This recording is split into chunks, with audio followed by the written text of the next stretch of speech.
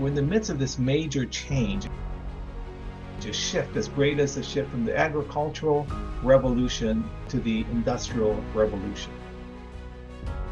And it's requiring a different level of thinking and a different quality of being for us to address this.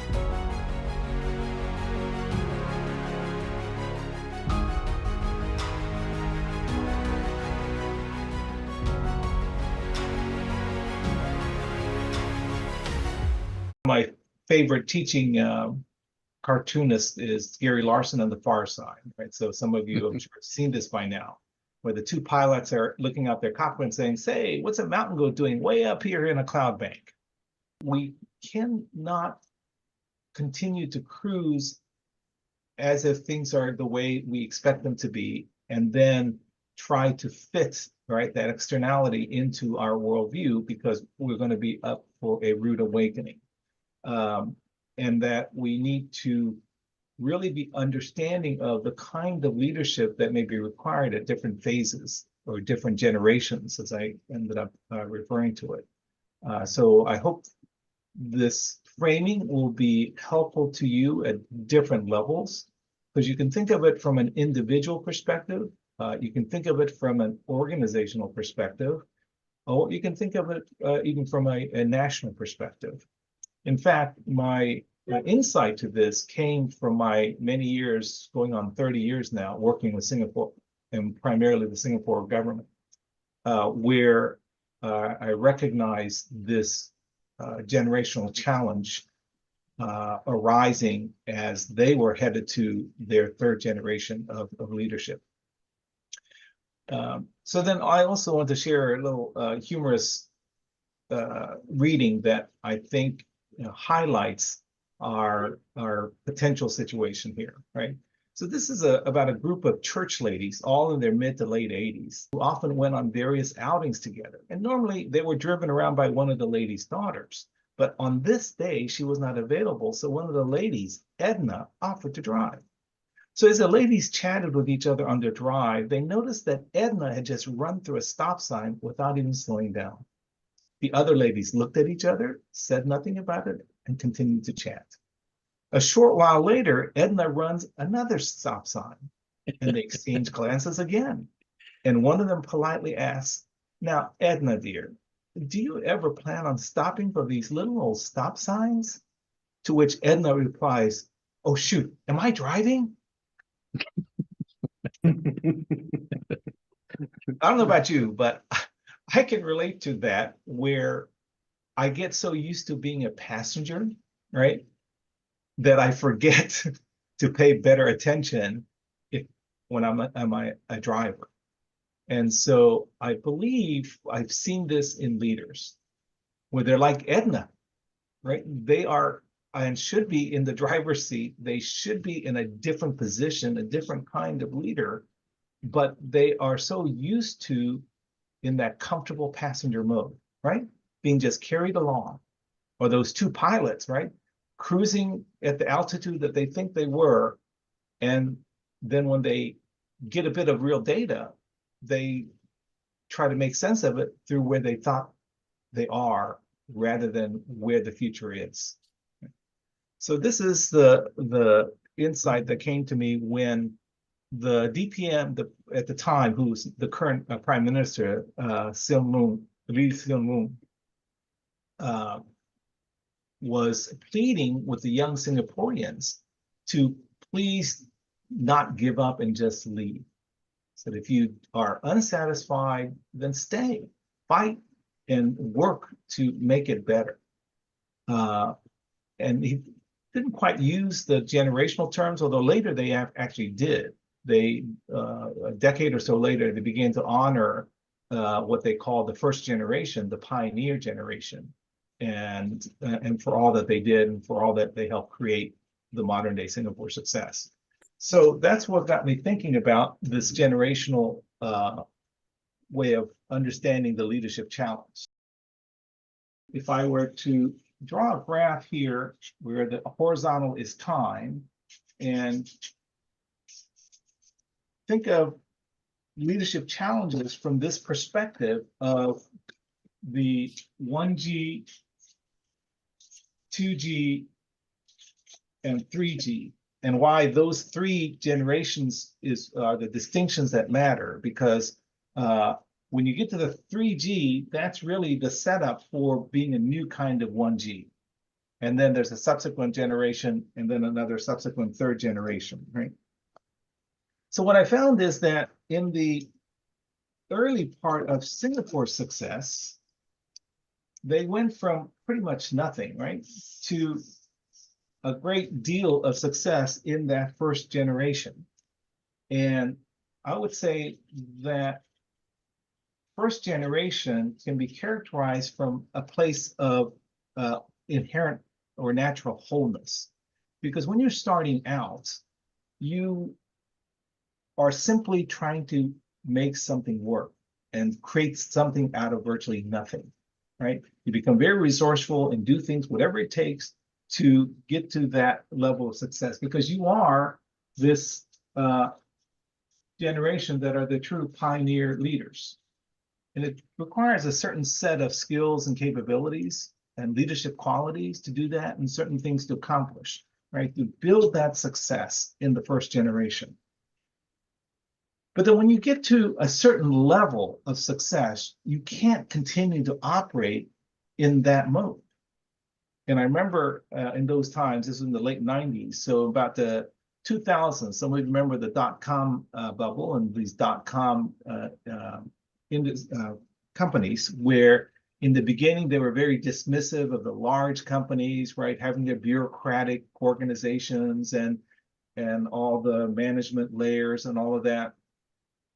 But funny thing happened as those startups exceeded 50 employees to 100 employees and 200 employees.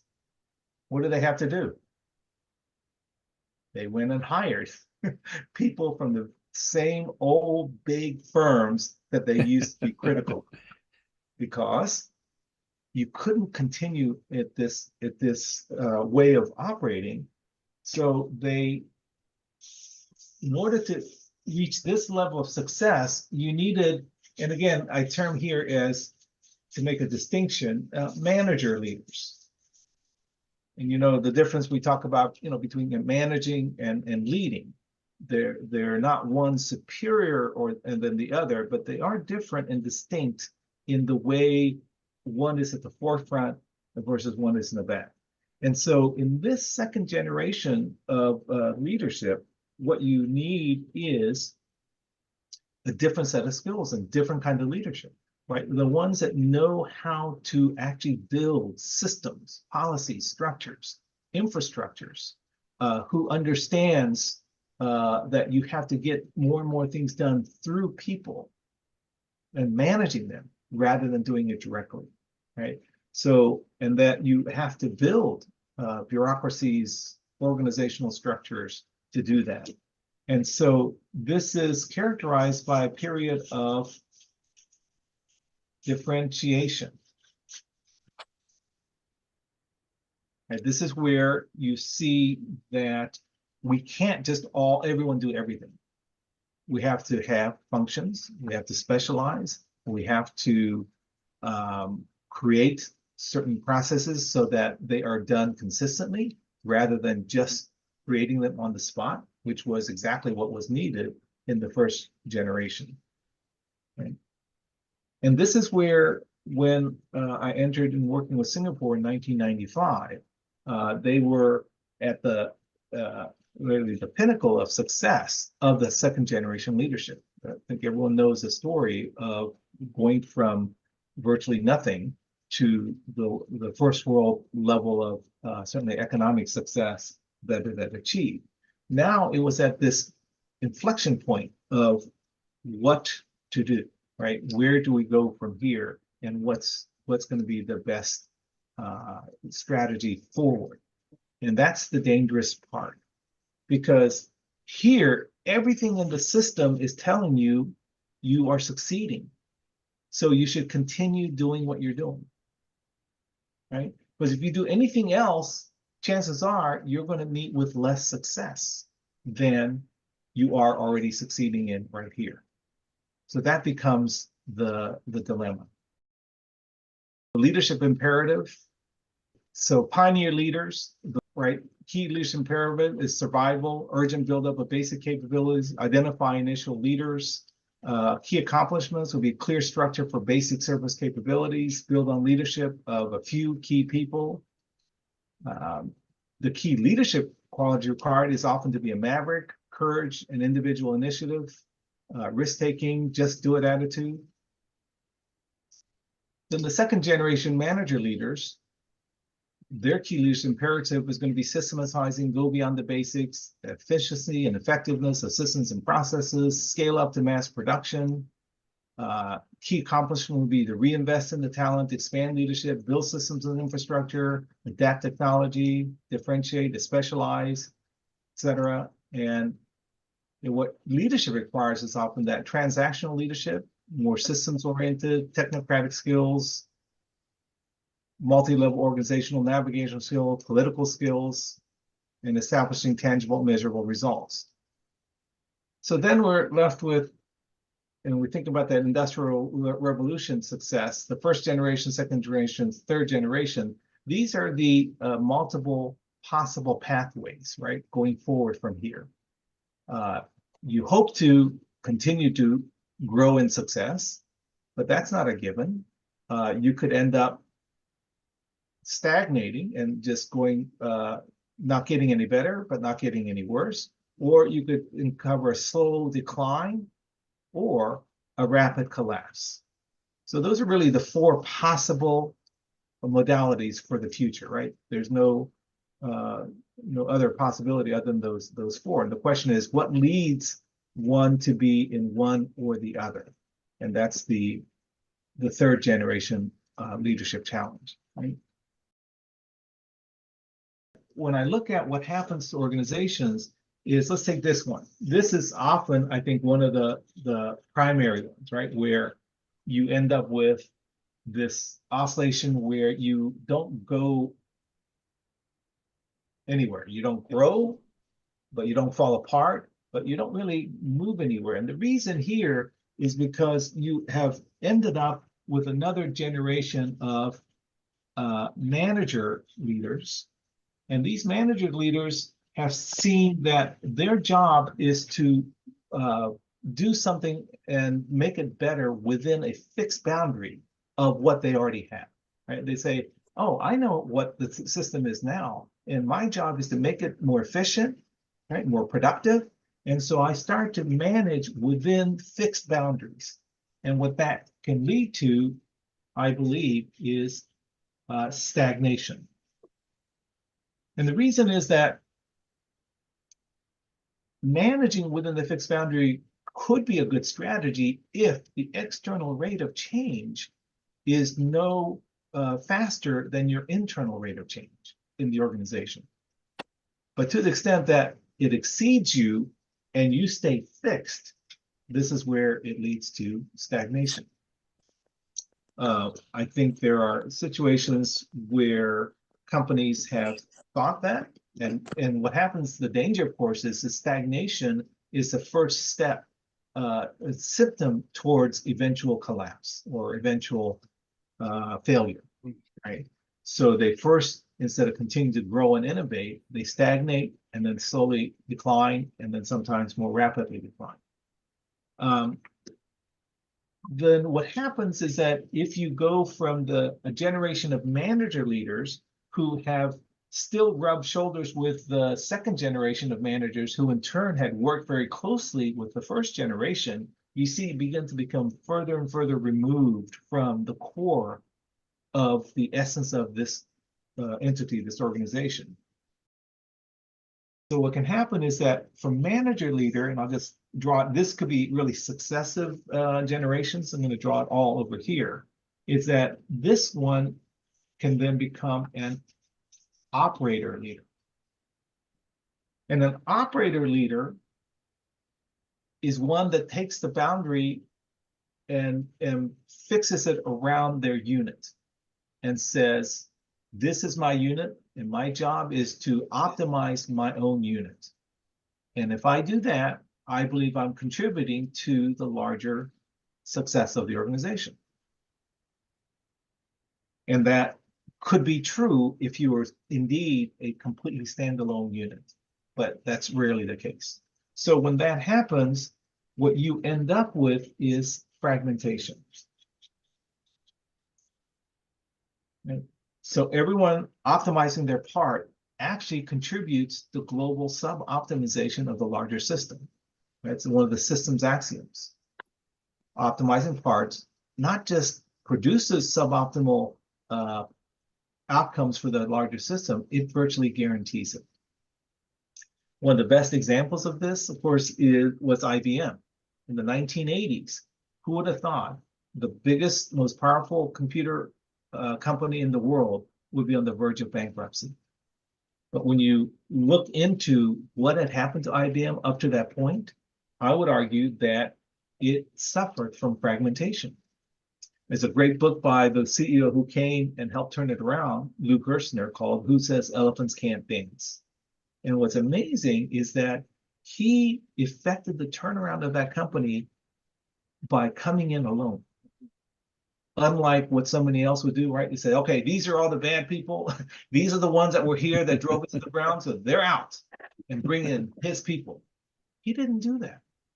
He came in alone, and he brought IBM back from the brink because he was able to help, he said, basically help IBM realize the greatness that was still within them, in the people themselves. And when he left, one of the former VPs became the next CEO, right? And we all know how successful they have become since then. So here you have fragmentation because when he wrote about the situation at IBM, he said when he came in, they had no idea how profitable anything was as a whole company. They had over 120 general ledger systems. That's the fragmentation, right? They said their HR systems were so rigid that if one division wanted to hire somebody from another division, they literally had to fire that person. And then they had to rehire them.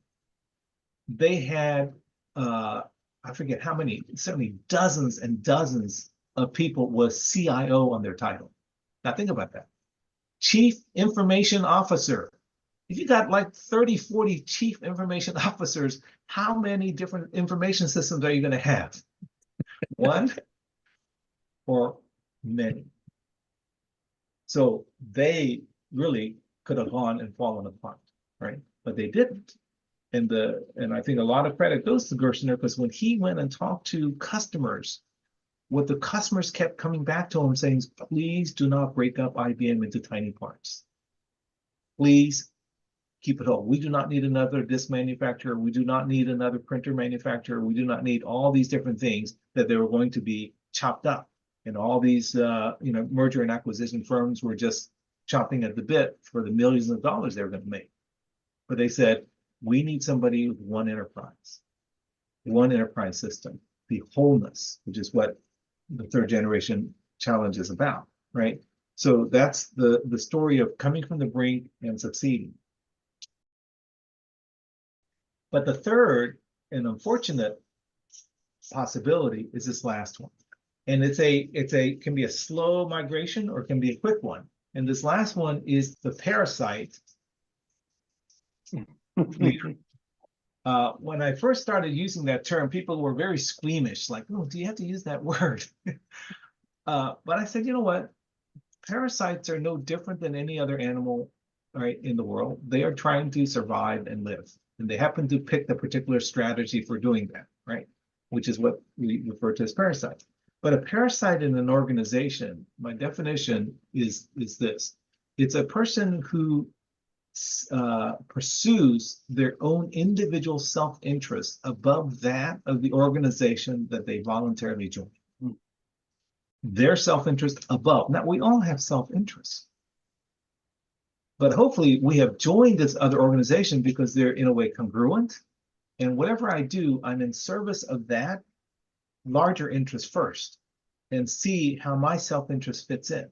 But when that gets flipped, you have a parasite.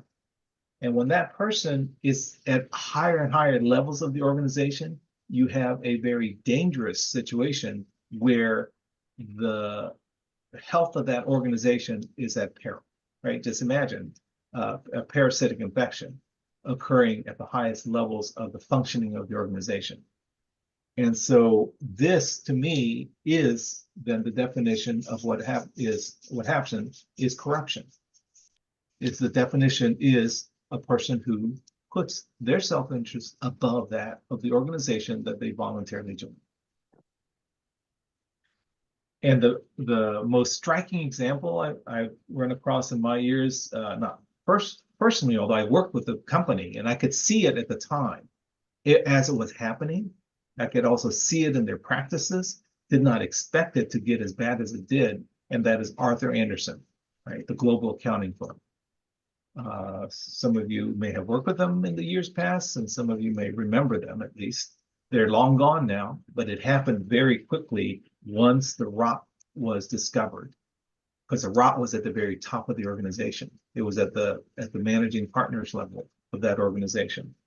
And so in that case, the decline or collapse happened, I think, in a matter of months. This is an organization that at its peak had over 100,000 employees across the globe in multiple countries, right? And they collapsed so fast. Why? Because there were too many people at the top serving their self-interest. And so those are the pathways that can happen, and it can happen one after the other, right? So you go from manager leader to operator leader, then it's a step to parasite leader. Now, the good news I tell people is that I think Arthur Andersen, and at that time there was Tyco and Global Crossing and number of organizations that suffered from the parasites at the top. However, that is still, I think, the minority, right? Not the rule. So the vast majority of times when we have what I consider parasite leaders or parasite individuals, it's not an intentional one. They're more incidental or accidental. It's because the environment in which they live in and they work in itself has become either permissive or less focused. And so they just look around and say, well, everyone else is doing it, so I might as well too. So it's up to the leadership to rewrite the ship. So that was the case with IBM, right? The people were not bad, and yet they were driven to bankruptcy. So Gerstner helped them reconnect and refocus so that they could resume their success from the past. So the challenge here is really, in this way I refer to the third generation leader, needs to be this transformational leader, right? If you want to continue that success from the second generation. And I use the word transformational because you can't just do more of what you did in the second generation success. Right? This is the problem or the challenge that faces highly successful organizations. Right? So as a country, this is where Singapore was. They clearly want to continue there, but they struggle. Why? Because the pull of the past success is so powerful. Right? And so I've seen that struggle, and that's why I've worked with so many of the ministries and staff boards there, is because they are sincere in their desire to transform beyond the current success. I believe what's happened in Japan for the last couple of decades, it's never recovered from that collapse in the Nikkei index at a time when Japan Inc. was on the Time cover magazine. It looked like it was going to take over the world in a success as it met its trajectory, and then it wasn't quite able to transform and break out. Doesn't collapse, but it has not yet been able to fully transform. a lot of historical and industry reasons that I've read about that could explain it. But Singapore, as a small, nimble country, is working towards this trajectory, right? And so that's the transformational. So down here, I said you got to go from the wholeness, the differentiation, to transformation, and that may often require the integration of what has been too fragmented. Fragmentation, one way to see it is this another cartoon here, right? The people on the boat, I'm sure glad the hole isn't in our end while it's sinking on one end. And of course, in this cartoon, it's kind of humorous because the boat's small and you can actually see this. But imagine this is a huge, ocean liner or cruise ship. You can't see it, but the attitude is still there, right? This is what happens in large organizations. They get fragmented. They just think, oh, I'm fine, I'm successful, and it's not my problem. That's what Gershner found at IBM. Different divisions were reporting their successes even as the company was going bankrupt. So if I go back to the slides, so from there to stagnation to fragmentation, from the fixed boundaries to the shrinking boundaries. So from that fragmentation, the parasites, collapsing boundaries to the individual, that leads to an outcome which is the corruption. I believe is needed is this kind of rhythm, right? The leaders, managers, manager. You need to, pioneer leaders, break and path and grow. And then you need a time of consolidation and to scale up whatever that last success was. But then you need to go back and look at leading again, right, to new areas, to innovate, rather than trying to continue to just milk the success of that last piece. But then you need to go and consolidate it again. In other words, if you put leader back to back, there's a danger of just burning out the organization. So that was my conclusion, is that there is a healthy cycle of this kind of leader manager rhythm, if you will, to it. So the 3G, third generation leadership questions I often ask is, where is your organization or community in its own leader manager cycle? And what is the nature of that third generation leadership challenge for your organization or community at this point in its history? Pay attention, folks. This is probably one of the most powerful tools you'll get to use in any situation, personal or professional.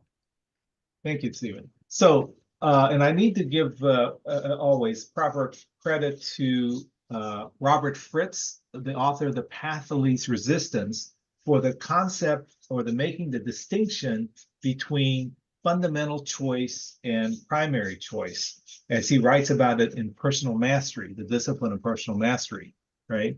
Is that it doesn't make sense to make a primary choice unless you're clear about a fundamental choice. And what is that fundamental choice? For me, in this model, it's, if I put up here, area of focus over on the left margin, this is about purpose.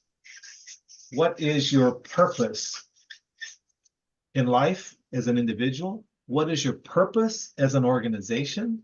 What is your purpose as a nation? And then over here will be the relevant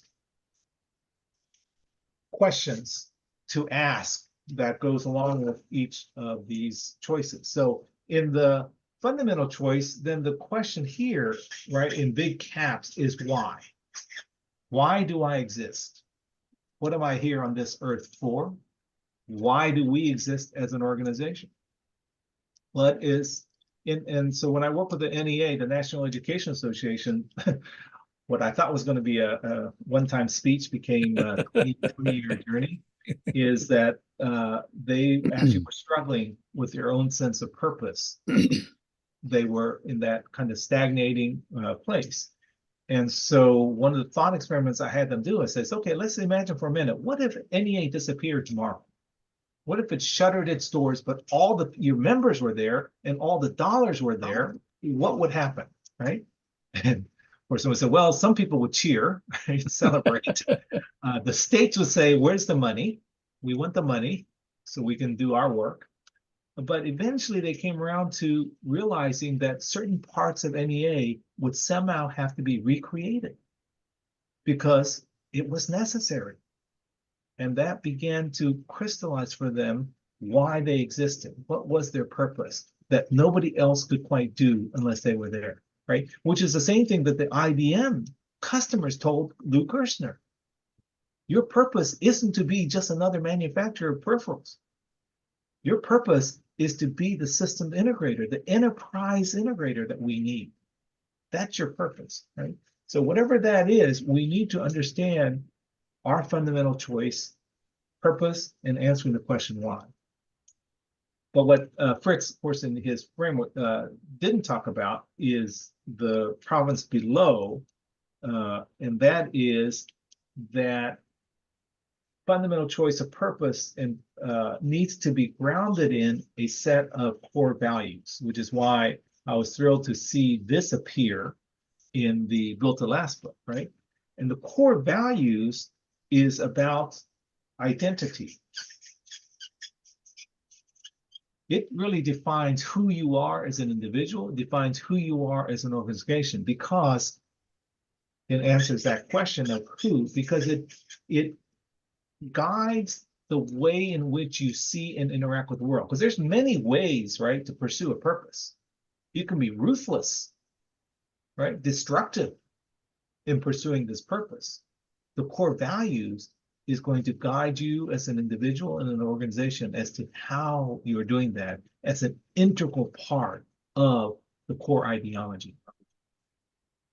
And there's a tight interplay between these two, or should be, right?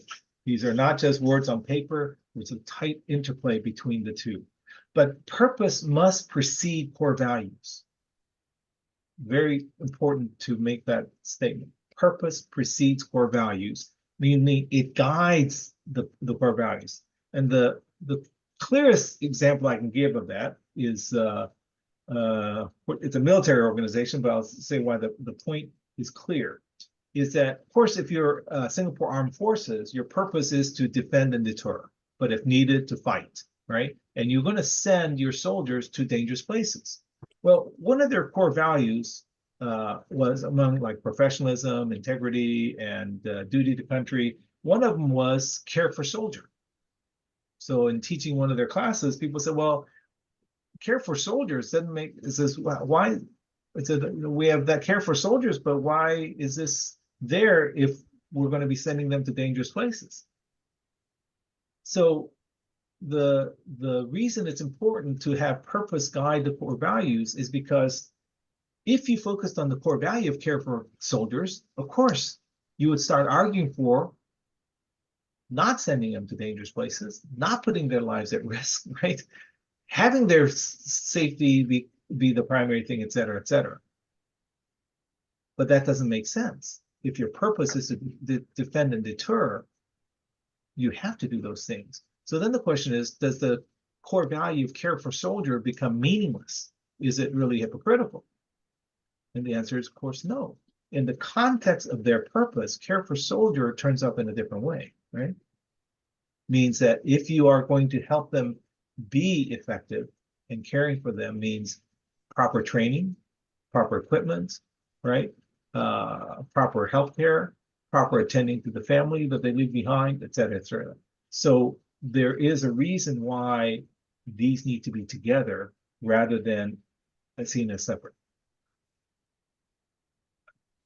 Once you are clear about your core, the purpose and core values, then you're in a position to make what Fritz refers to as the primary choice, different from the secondary choice. So the primary choice is about in the realm of vision. So talk about vision, and this answers the question, what result do we truly care about creating? But here's the thing, if you ask people to just vision, right? There's a universe of possibilities that you could vision, but that doesn't give you a coherence to an organization. Individually, you can do it, but as an organization, it'd be all over the map. So it has to be vision that is growing out of a common sense of purpose.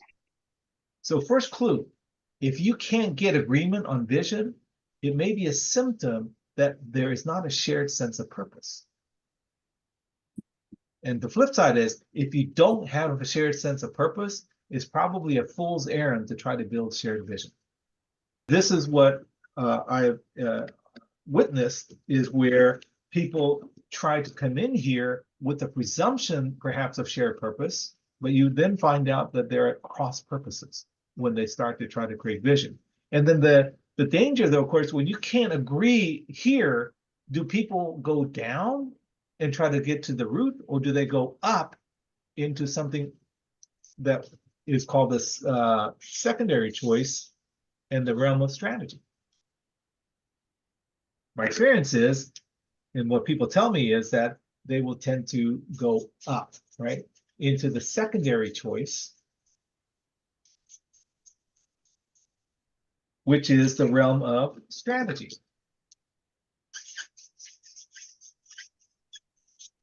So there is this natural flow. This is a biflow. And this is answering the question, of course, how? So when we get stuck asking and clarifying the vision of what we want to do together, people go up and start talking about strategies. Well, how are we going to do that? Whatever this is, how are we going to do that? And the reason most people confess is that it'll be easier to talk about piecemeal strategies if others can do their own strategies, right, than it is to agree on a vision. Rather than, if there's a problem here, you go down here. Or if you can't then agree on strategies even, right, then what happens is there's a tendency to go up to the next level, and instead, give it one more, the tertiary choice. And now you're in the realm of tactics. So you start, notice the focus becomes smaller and smaller, and you say, okay, which of these tactics might you take and might I take? Because we can't agree on strategy.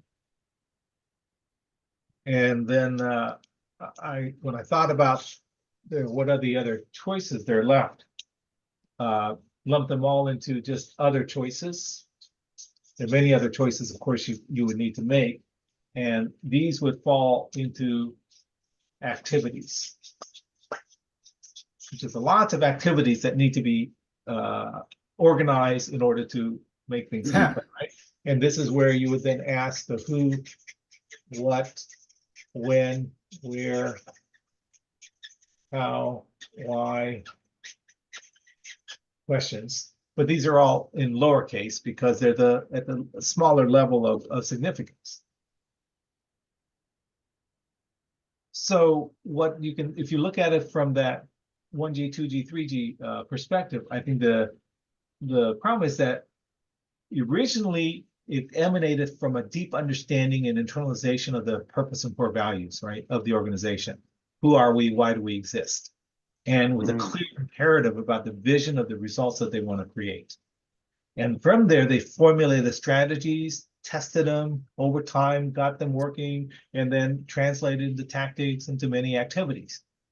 And this is, but it was all still grounded here.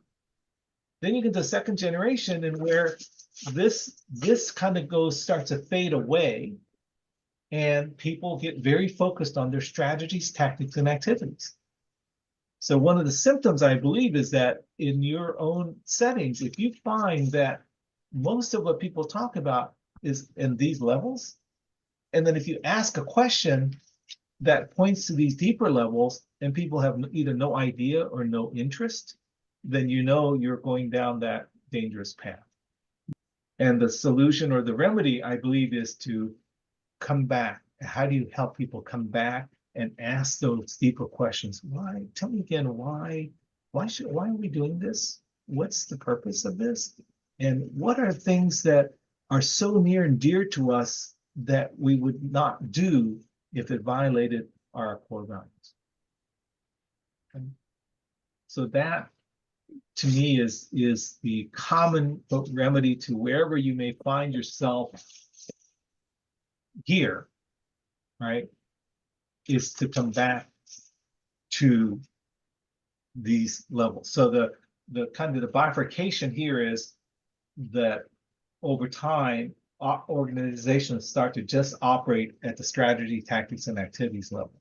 They give lip service to vision, and they really are untethered from that true sense of purpose and core values that may have brought them their initial generations of success.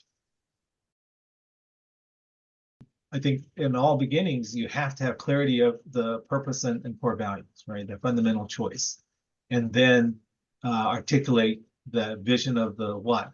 And Lee Kuan Yew and his first generation, but he as the leader, envisioned this modern metropolis that Singapore became, even though they were basically a swampland. That's an audacious vision, right? They envisioned a modern metropolis, even as they were currently in basically swampland with very little. No natural resources other than people and a naturally deep harbor. That's it. That's all they had. But then as you succeed, you have to become strong, right? In the strategies, tactics, and in the operationalizing of that vision into real infrastructures. And then the danger is that you get so enamored and so many budgets and positions and egos tied up in strategy, tactics, and activities of today that it's really hard to have them revision and reconnect and re-ask and say, if this is our purpose, what might be a different vision, a different result that would still be congruent with that purpose that will be more relevant and helpful in continuing the success of today. So creating our best future will require transformational leaders who I believe has that spirit of adventure for breaking out of the gridlock that's keeping everyone stuck, and the stamina to follow through in the face of resistance. Understand the larger system context and interdependencies for optimizing one's own part in service of the greater whole, right? So be careful that we're not too local in our optimization, that we can go to the root of one's own organization's purpose and reconceive its role as a contribution member of the larger system, and is committed to one's own personal and organizational transformation in service of the system transformation, and that you are engaging in this enduring revolution through persistent evolution. Too often we try to make big changes, but big changes often don't last because they were artificially created and propped up. But you can create revolution through persistent evolution by staying true to your purpose and core values as you build successive rounds of a vision of the future that you care about creating together.